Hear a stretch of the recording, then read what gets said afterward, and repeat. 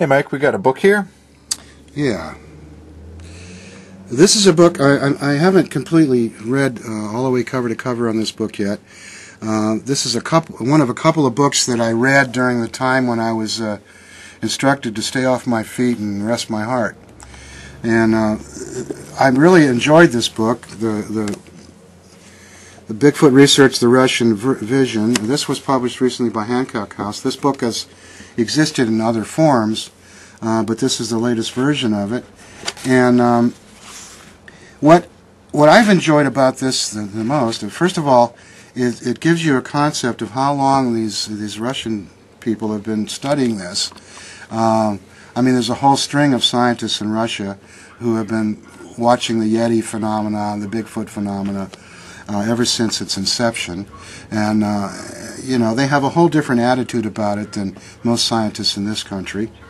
They're less skeptical, but, you know. But then they also have, in some ways, been studying it, you know, more so than most people in this country. Because we only have a handful of scientists that have had the luxury to be able to study this at length, because, you know, they have other work to do.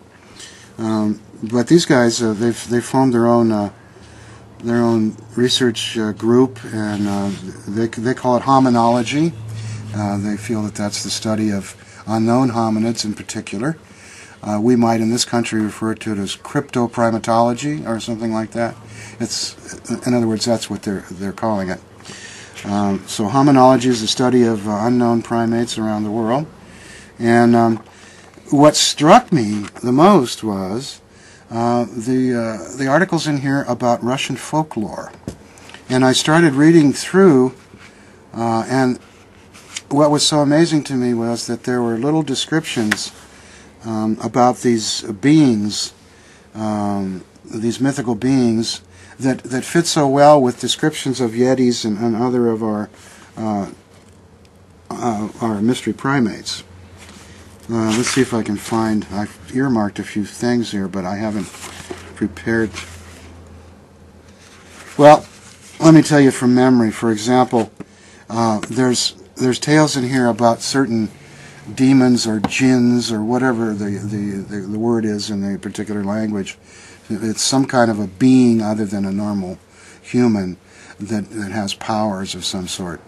That these things have this habit of going into stables at night and braiding the hair of the horses in the stables.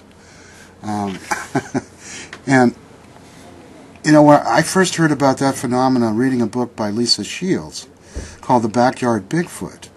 And she talked about how her horses' manes were being braided in the middle of the night. And so this goes all the way back to show up in Russian folklore. So it's the lesson of the fact that what we call folklore is a term, actually, that was first used, as I see it, by rich people who are also the intelligentsia. And as we know in the history of civilization, it were the rich that were the first to actually become educated in the way that we describe education, where they go and they attend a university or whatever and they're taught this stuff. So people who weren't rich enough to afford to go to a university or a college or a school were considered the common folk, and they were the peasants and the poor folk.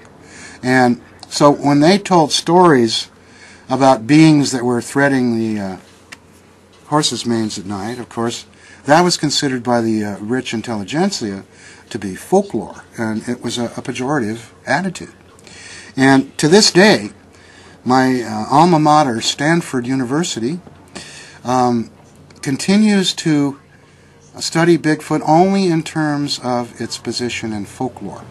And, you know, it annoys me to no end that these great scholars want to assume that something is not real just because they haven't experienced it themselves.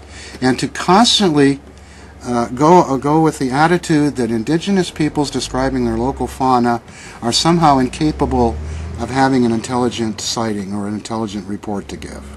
Now, granted, you know, we do take, like, historical figures, for example, Johnny Appleseed, Paul Bunyan. We take real people And then we tell stories about them over successive generations.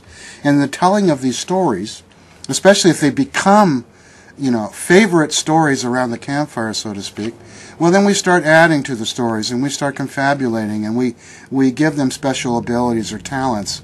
And generally, this is something that is a part of the art of storytelling, because it makes for a better story. And so that's how legends grow. But every single time an indigenous person describes local fauna, they're not necessarily making up one of those stories.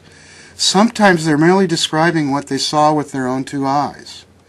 And why is it that people want to be so darn sure that they know better than a person who's had an experience, that they can tell them that they've just imagined it or made it up? That, to me, is the height of arrogance.